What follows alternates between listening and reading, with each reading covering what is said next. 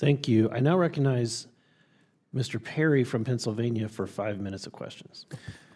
I thank the chairman. Mr. Bishop, it's estimated that the U.S. has lost 3.7 million jobs since 2001, largely due to Chinese illegal trade practices. You know, they bypass the trade rules, as you know, through shell companies, backdoor tactics. They steal protected American intellectual property, and then they use the products to undercut American sales. Since 1981, the U.S. federal government, that's what China does, right? But since 1981, our government has issued at least one manufacturing-related regulation per week since 1981. Man, that's a long list of regulations, which is, you know, quite honestly, it's played into China's hands, bringing our manufacturing to a standstill, which is what they love.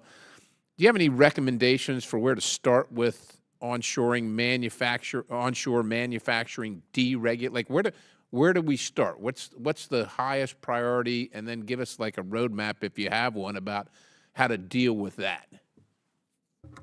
Thank you for the question. I mean, to this point, I mean, just the example of BYD that just came up, they didn't steal the technology for sure, but they were able to leapfrog us over the last 5-6 years, literally because American ex-auto executives and consultants went over and gave them the playbook. I know this because I know a number of these ex-executives and these consultants.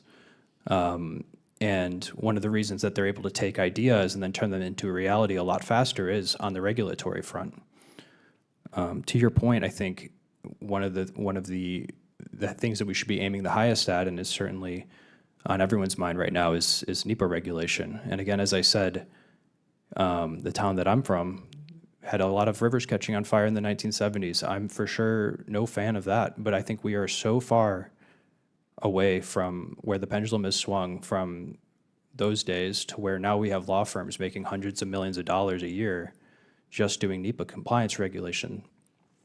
If I had one thing to focus on, I think it would be a more common sense regulatory regime that is modern and built for the century that we're in, rather than something that was built in the 1970s. Well, as a person who's in the manufacturing business, I think on this committee would like your specific recommendations on where to start, whether that's NEPA or something else, some things that are specific that plague us. Look, we got a lot of work to do, right? One a week since 1981. Obviously, have a lot of work to do, but we need to start with some kind of prioritization and then get after it. Mr. Power, China accounted for almost 15% of all U.S. imports in 2023. It's also the largest foreign supplier of critical technologies for the Department of Defense.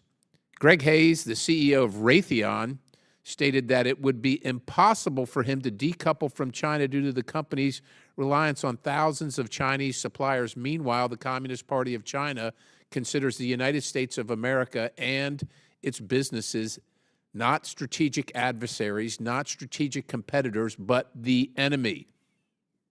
What are the real-world implications as you see them for America's warfighting capabilities if we don't change course? Thank you for the question, sir. In my opinion, we're on a 5 to 8 year clock with China threatening Taiwan. And in the current state of the vast majority of defense manufacturing, these supply chains are so intermingled with rare earth minerals that produce magnets. Don't call them rare earth. They're not rare. They're critical, but they're not rare. There's plenty of them in this country. We're just not allowed to go get them, but carry on. That is correct, sir. I appreciate the clarification. They are so intermingled that even, I'll give you a practical example, is there's some components on the F-35 program that the DoD gave an exception to so that I think it was a magnet, is in the Chinese supply chain. And it's not just one part, it's not like a class of things like magnets, it's all over the place. And yes, it will take time to decouple. It is not a trivial thing to do. But in my mind, the only thing to do is pass legislation that says if you're getting paid in America, you have to have your whole supply chain in America and let the economic system correct. Because at this point, they could shut off a lot of our critical programs, not to mention semiconductors, and we'd be flying completely blind, and we would simply not have the productive capacity to make it past the first 2 weeks of a conflict. Mr. Chairman, I yield. Thank you. I now recognize Mr. Frost.